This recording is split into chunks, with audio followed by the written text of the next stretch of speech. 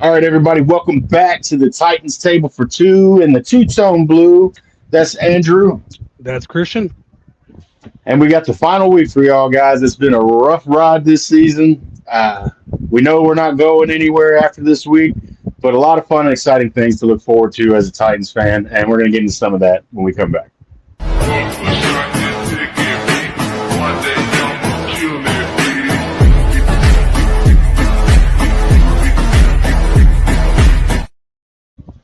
All right, what up, Titans fans, man? Before we get started, do us a favor, tighten up the like button, comment down below, add to the discussion of anything that we're going to talk about here today. Go check out CPN, Curtis Podcast Network, the umbrella that we're all kind of under here. Uh, got shows for almost every team over there, working on some things, sports, wrestling, anything you like over there, man. They got you. But in particular, we'd like to shout out Unstable Podcast for the Colts. Third and Teal, go shout out those guys, man. If you're a Jags fan or if you're a Titans fan, you want to go troll them a little bit. And This Real Texans podcast, go shout out those boys. And obviously, Titans Table for Two here. And then we also have this AFC South show, which is done every week, well, twice a week amongst the boys. And yeah, if you're into any of that, man, just go check those guys out. Give them likes as well. We'd appreciate it if you spread the love across the whole CPN family. Uh, but yeah, the last week of the season here, man. The writing's been on the wall for a while. Unfortunately, it's been one of those rough years where you're excited for off-season stuff most of the season. But I tell you what, if we have a chance, and we'll get into it. I haven't looked into it myself, so you can tell me if you know. I don't know what kind of chances we have to spoil anything for the Jags this week. They've been pretty good this year.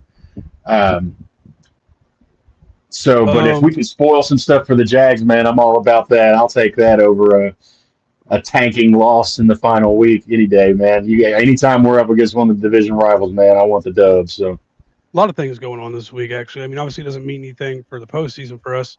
The Jags are currently leading the division, but if we were to beat them and the Texans were to beat the Colts, the Texans would take the division. Titans definitely, and the Jags with each other have had a history of ruining each other's season on the last week of the season. Now, there's no missing the playoffs for them. They're clinched into the playoffs. But yeah, for sure. A lot of Texans fans going to be Titans fans this week. A lot of Texans fans, yeah, even though they usually hate the Titans because of the whole Oilers thing, are going to be fans of the Titans this weekend for sure. Robert, what up, Robert? No more suffering. You have a chance. We can pass all day. You can. On our secondary, and Monty Hooker's out this week, so we'll get to injuries. Yeah. And then Robert, you can do it. We will try. We'll try. But yeah, with a depleted secondary that's missing its best player now, it's going to be really tough. There are a lot of things going on this week. Just things you can look forward to, or like you can keep an eye on, even though it's not a playoff potential game for us. Cedric Gray is 12 tackles away from breaking the franchise record. Yeah, I was on my notes. He's got Keith Bullock, Stephen Tulloch, and Aziz Shair. Yeah. Now there is some debate because according to coach's tape, they said Bullock had 180 back in 2002. But these stats have only been recorded since like 99 or 2000, something like that. Like pretty much since the Titans came to Tennessee. According to coach's film, he has 180 in 02. But the recognized record is 163 by Aziz Al-Shair. So Cedric Gray is 11 tackles away from tying it, 12, and very doable. He's had plenty of games with 12 to 15 tackles. And I couldn't be more thrilled about that because last year was a bit of a tough season for him coming in late with the injury and stuff, and kind of being behind the ball a little bit as a rookie. You know what I mean? You kind of that time in the off season is so much more precious as a rookie or a second year player or something. The younger guys, and he missed all that. Kind of coming in injured and stuff, and we had another situation actually that way this year with Winston. Man, people were down on that pick and down on the injury and everything, and he came out and did really well when he was able to get on the field. So showing he's going to be a crucial part of this team going forward. Yeah, so it's good, and this has been the theme the last couple of weeks, I guess, for a while since the season's been over. But just the younger guys just keep showing out, man, and we're finally coming out of the John Robinson, Rand Carthon kind of stuff, and it's Borgonzi's team now. The rookies have had their first season. We're going into the next draft. Hopefully, we can just draft like this a couple more years, like we did this year, and we will be in great shape. So we have Jeffrey Simmons has a couple things to look forward to as well. He's sitting at 10 sacks right now. The record for a in the Titans era is Jarrell Casey with 10.5. So he's More half Jarrell a sack Casey, of- yeah. yeah, old butt crack. He's half a sack away from tying him, full sack from beating him. Simmons also just needs one tackle for loss to have the most for any Titans player since 2008. So Go ahead and tell him. Go ahead and tell him that player though. Jason Babin, yeah. Now, he had a good season here, though, man. Yeah, he had a couple good years here. Pollard needs 46 yards to break his career high, which he set last year.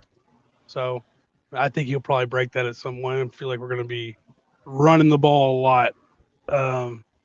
And there's a lot to go on with Chim. Hi, not Esme. Woo. Jim's got a lot of things going on that you can check out. He's got records back in the 70s and 50s that he's going to be breaking.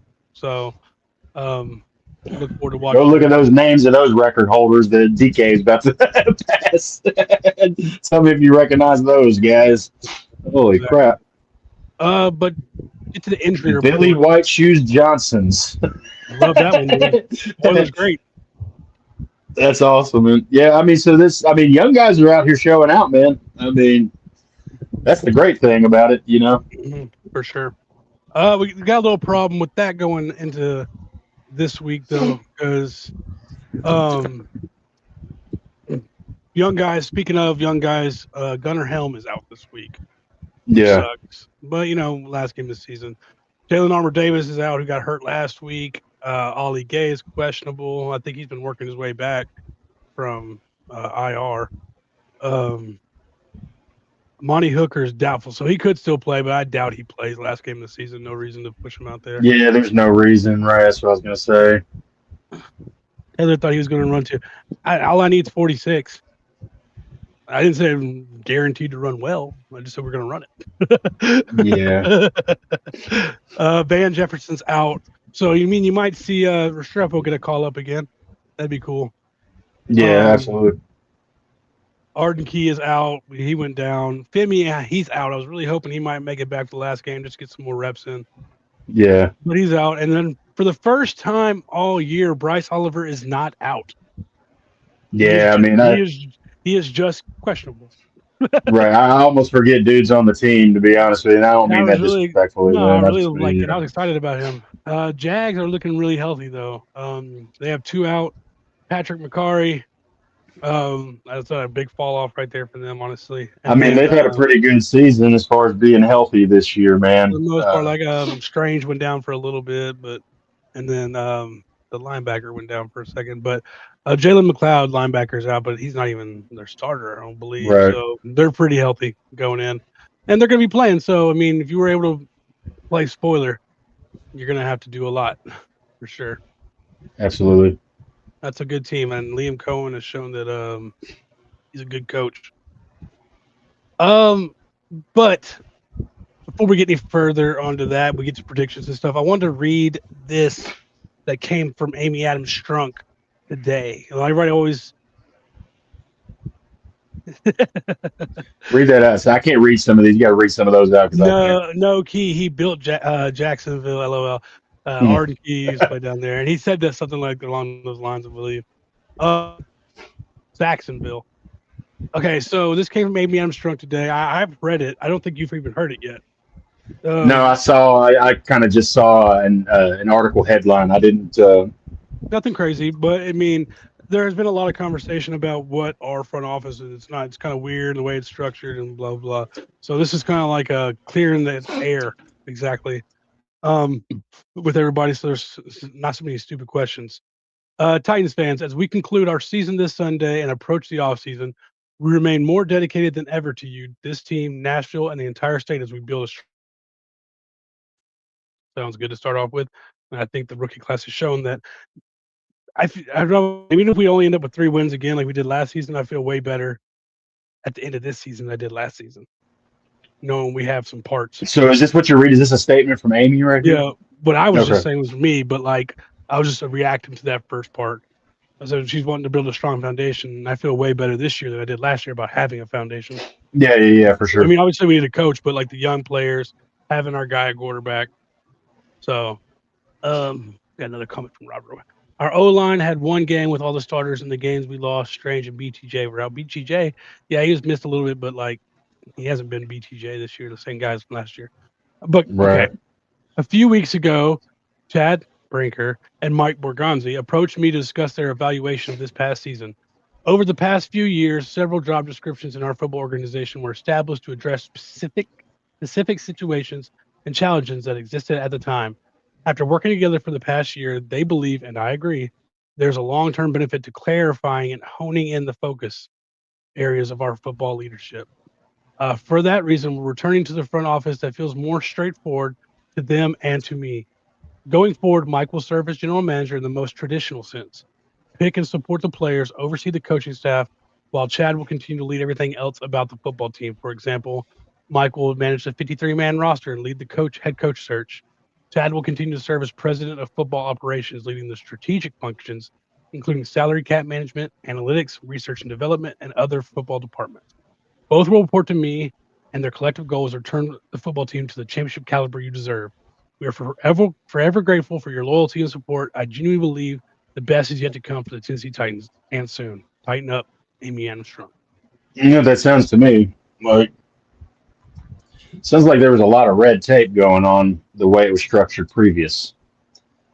We don't. We definitely need a new staff. He said y'all need a reboot like the Jags' new staff and GM. We have our guy. I believe in Borgonzi as GM his first Yeah, I year. think we're Killed the all. draft. I think the consensus would be that people are pretty pleased with Borgon, especially after this draft. Yeah. I mean, I'm pleased. I don't. I mean, I'm happy with him here right now. but You know. he has to nail this head coaching hire because he's Mhm. going to be tied to this guy.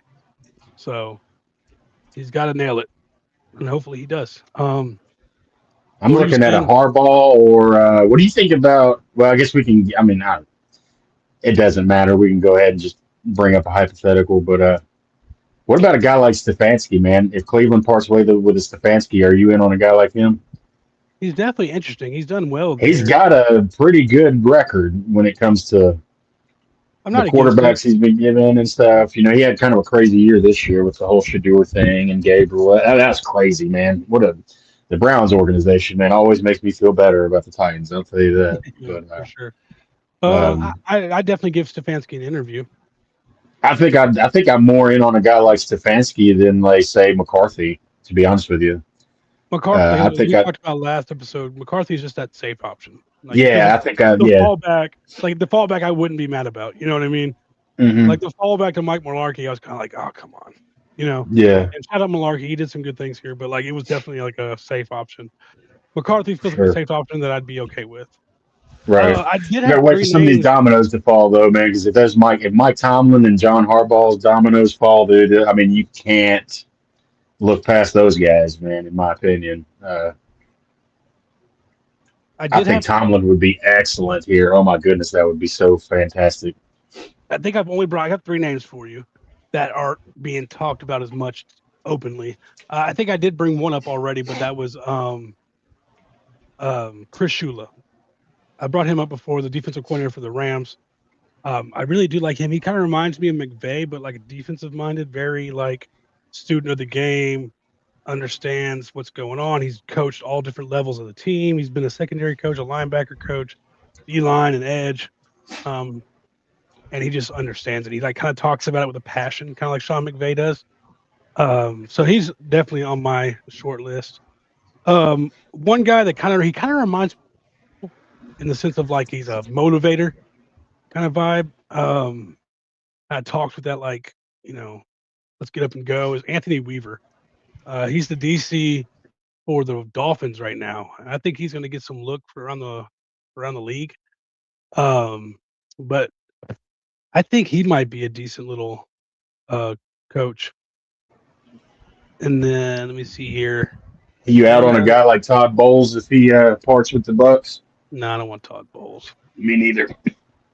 Let me see here. Obviously, we've talked about Robert Saleh. That's one of the more mentioned names, and so is Clint Kubiak. I want to make sure I'm saying his name right.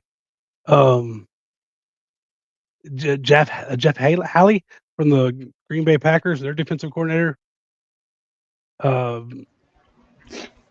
do you feel about Kingsbury? I was in Jeff Hafley. Sorry.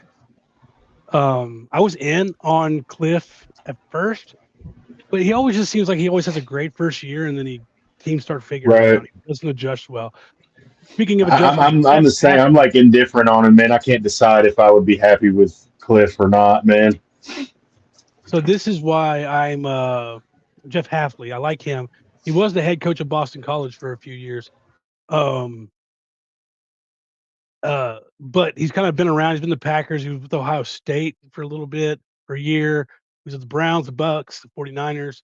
But he's a guy that's really good at adjustments, even like mid-season. He had Kenny Clark traded for Micah Parsons right before the season, had to adjust how his defense was going to be ran then. Micah Parsons gets hurt, and they've been a solid defense. He's really good at adjusting. Yeah. So those are three guys that are all a little different. Jeff Hafley's a big, in-game adjustment in season. He's very big on make your system fit the player, don't make the player fit the system. Put players in places to succeed where they don't have to think, they just have to go. Do what they know how to do. Anthony Weaver, more of a motivator. Kind of getting hype the guys up, you want to throw a brick wall for them. And then Chris Shula, like I said, I'm a big Fay student of the game, can teach it, really just has a passion about it. So I mean, those are three guys that are all a little different, but I like all three of them too. It just depends on what you want. I kind of want experience. I'm a little bit gun shy about a first time rookie head coach. Getting Boselli, the lone Jaguars Hall of Famer, to oversee the hires was key. She needs to hire outside help that has no motives.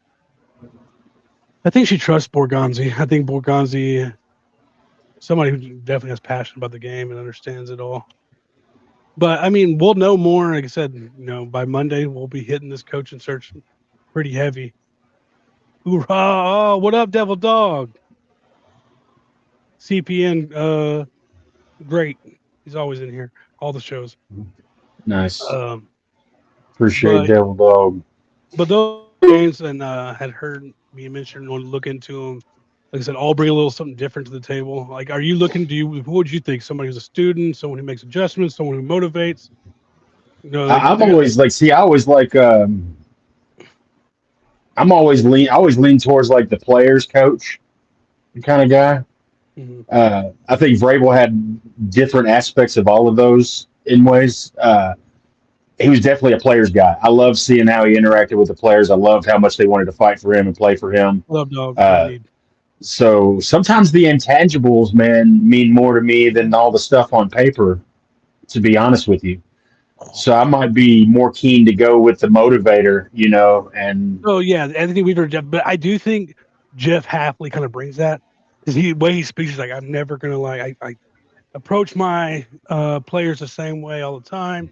We're in this together. I just think that's what we desperately need, man. You know what I mean? We need more sparks, whether it comes from the coach or the quarterback. There's no interest in this team, man.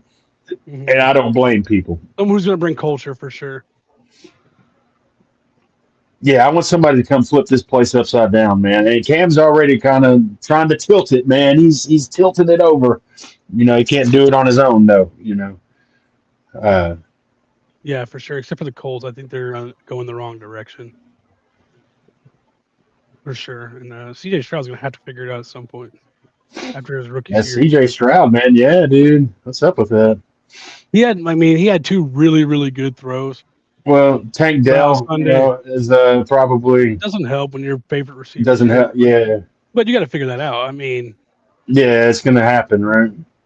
So, but I do think the AFC South in general is looking up. That defense from Houston is insane. So, and I think they have everyone pretty locked up for the most part. All the key pieces. Yeah, I mean, if CJ Stroud kind of turns things around, you got three. I mean, I think Cam's going to be one of the quarterbacks to be talked about. I mean, I don't think he's going to be. I don't think he's going to suffer from the Marcus Mariota No, stuff. I don't think he's going to be a backup in a couple of years. I think he's no. going to be a starter. I think he's a bona fide starter, and I think he's gotten better and better every week. So you got Trevor Lawrence leading the pack in the Exactly. AFC South. You got Well, Cam Ward and C.J. Stroud if he turns it around. Who knows what'll happen in but with Indiana, that man. defense, with Houston, I mean, hopefully CJ gets back to where he was. But with that defense, they're in every game. Like Yeah, you have the yeah, potential to win any game when your defense is that good. right. Um, so yeah, that was just three names that aren't being talked about. I mean, I don't think anybody really knows. It's kind of, and then you have to go through the whole like, can we interview them now, not, and stuff like that. So Right. it'll be a process, but I think we'll have a new coach in the next couple of weeks. Maybe I'm sure by the end of the month if they're looking at one of these other coaches. The biggest thing with Jeff Halfley is that he's a Giants fan, born and bred in New Jersey, and so I could see the Yeah. Giants.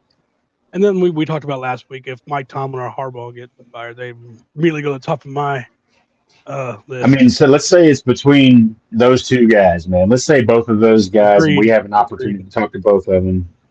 They both get Which fired. one? Which one? Yeah, let's just say they both are available, and you Tomlin. have to pick between the two. Tomlin. Yeah. That's a tough pick, man. That's a tough pick. Both of them have been very, very successful up there in the Yeah. AFC North, man. I got you, Devil Dog. I keep that sign on me. This is for all Colts fans. Fire Shane Steichen. They hate their head coach up there in Indianapolis. Yeah. Yeah, I don't know. Give me the guy who's never had a losing season. Like, I don't know. He seems like a motivator. Kind of gives me that Vrabel vibes. No nonsense. Get my guys ready to play. Yeah, I'd be happy with either one of them, man. But those are the dominoes I'm kind of waiting to fall. I have a hard time believing Pittsburgh parts ways with Tomlin, though. It's just, I guess, because he's been there for so long, it's hard for me to. And you know what? Like, the Rooneys don't go firing people, you know. Well, Tomlin, I think this might be the last year of his contract. Okay. And he was talking last year like he didn't want to be there anymore. Hold on. Right. Look at his contract. He might not even be fired. He might just be extending. He's signed in extends through the 2027 season. Okay, so he has 2 more years. Okay. But So let's see. But last year he was kind of talking like he was done. But I mean, if you're the Steelers, you might have the potential to, if someone were to really want him, like you might get a draft pick out of that. I mean, dude, that's what it was even more crazy than I realized. Yeah, that Steelers head coaching job just does not turn over too often. Oh, they've had 3 coaches in like the last 60 Chuck years. Noll like is from 69 to 91. I didn't even know that with that Bill far Cowher, back. 91 to Tomlin. 92 to 2006, and then Mike Tomlin's been there ever since. So yeah, they don't go. That's crazy, man. That's crazy, dude. He's been there. Yeah, I mean, he's been there and they've all almost twice as long as Bill Cowher was. Every single one of them won a Super Bowl too. So yeah, you can't get much better at running an organization than the Rooneys with Pittsburgh. To be honest with you, man, I've always said that they're some of the best owners in sports. Yeah, we'll have a better idea of who's going to be available on usually everybody's Monday and Tuesday. Everybody be fired from their jobs. You might have a straggler gets fired on Wednesday, but we'll see. Do you have a score prediction for Sunday? Yeah, real quick before that, what players do we think are definitely so who do you think definitely doesn't return as far as, let's just go with offense first, right? Like Chig's probably not around anymore next year, I'd imagine. I think Chig's coming back at this point. I would love to kind of bring him back, especially with how him and Cam have been this year, especially towards the second half of the season. Let's pull up 2026 Titans free agents. I know the Gunner's right there behind him as far as like catches or something too. Like, I'd imagine Zeitler isn't back. I'm sure they'll either go get a younger guard or Jackson Slater will step up, or maybe they'll draft somebody like 3rd or 4th. We'll see. Arden Key, that's kind of a toss up for me. If he comes back, he has to come back in like a rotational kind of thing. He can't be. Yeah, for sure. He can't be a main piece. I like him being a third down situational guy. He's just not a consistent enough player to be one of your No. main pieces, man. You know, Exactly. I love him. I love him in the locker room and stuff like that. But yeah, when it comes to that, exactly. you got to keep it real. Sebastian Joseph Day, I would love to bring him back. He's been 2 great seasons from the veteran here, man. He's been great both last year and this year. Yeah, for sure. Van, I don't see Van being back. Unless they got him for cheap and he stuck around for that. Brandon Allen, I'd love to get a better backup quarterback than a 33-year-old that's trash. Agreed. Johnny Hecker, I'd bring him back. He's been solid. He might not have the biggest leg anymore, but he places that ball where he needs to place it. Yeah. Gets a lot of hang time, which gives plenty of time for those gunners to get down there. Morgan Cox, I mean, he's 40, but I don't see any reason why he wouldn't want to keep going. Jihad Ward, I mean, that was the guy we picked up just right before the season or right when the season started or something. And he's been solid. I'd like to bring him back as another rotational piece. Blake Hance, backup guard. You know, who knows what they want to do with that. He played a little bit, I believe. Joey Sly, he's been solid. He missed a couple kicks. Yeah, Davis Mills is one of the better backups for sure. Not as a starter, but as a backup, Davis Mills is quality for sure. Came out and won y'all some games for sure. I mean, he's going to be a free agent soon, isn't he? Gotta be. Joey Sly, but how do you feel about Sly coming back? I like it. He did well enough for me, you know, just put it through the uprights, you know. Missed a couple, but I mean, got a big. Yeah, but a lot of that was coaching. I mean, a lot of that was some whack ass coaching going on. At least early on, some of those. He missed a cluster early on, and it was all that freaking convoluted mess that freaking Callahan caused. You remember that? He missed like the 62-yarder and stuff. Yeah, and then, it's hard to put that some of those men are, yeah.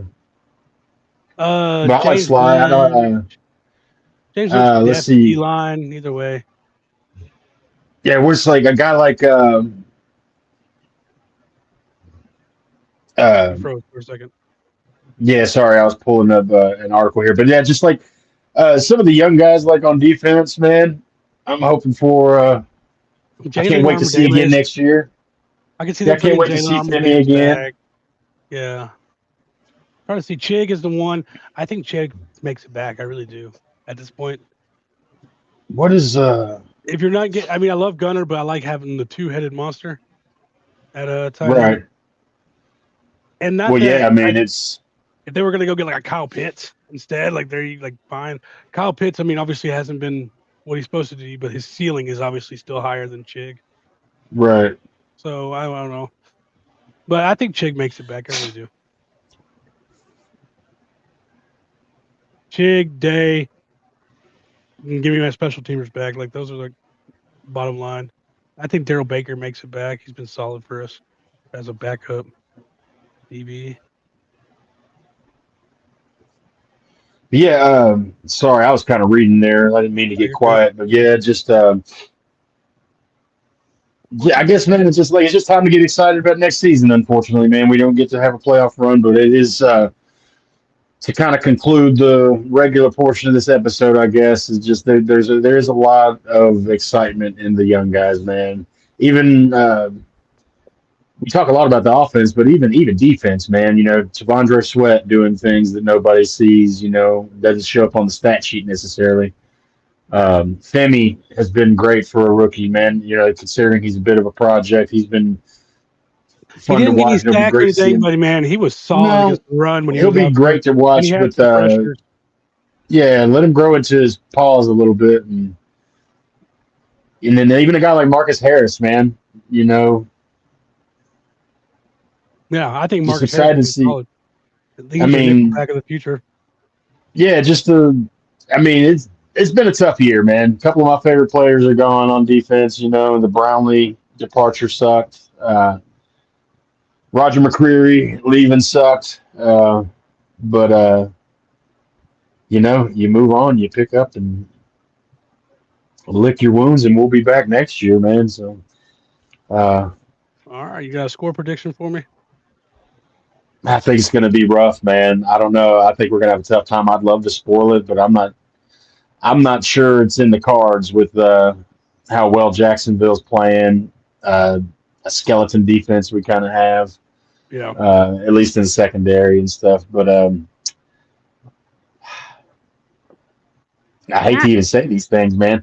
I'm going to say I'm going to say 31-21 Jaguars. 31-21. All right. I'm going to go with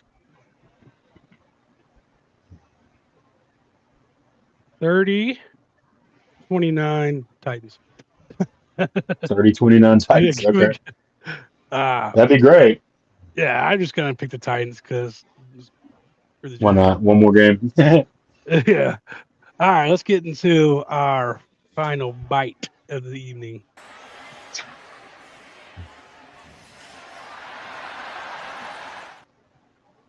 All right, my final bite. I was so close last week. I had Cam getting 3 touchdowns. We were in the red zone. He already had 2. I thought he was going to get, and then he had Chim on the long pass. I got a pass interference. That's a touchdown because of the pass interference.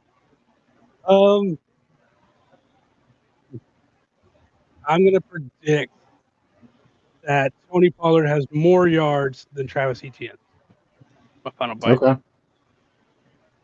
Okay, I've got a big one, man. I'm going big for the last game. Right. Okay. Every single one of these guys that we talked about in the beginning. Yeah. DK, Cedric Gray, Jeffrey Simmons, and Tony Pollard. They're all going to hit their marks this week. We're going to have 4 Titans break records this week. Let's go.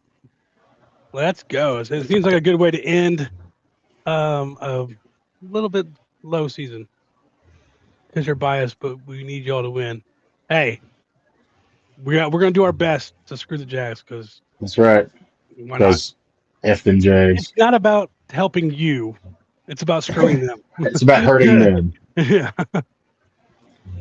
But yeah, we'll be back around, guys. We're going to try and come in here and talk a little playoff football. I think we might not go twice a week, maybe just go once a week during the playoffs or something.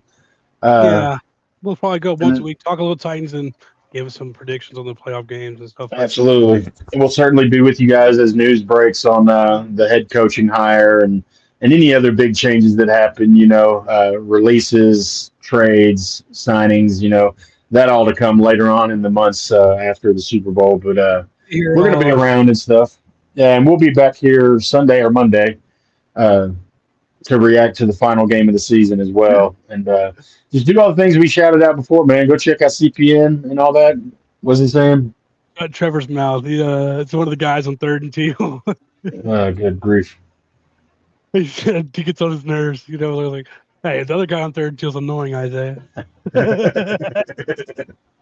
We love Trevor. Dude, hey, man. Hey, dude, I was telling y'all, man, the Jags fans in the group chat, man, they get riled up, dude. I think Trevor was the one you got in an argument with.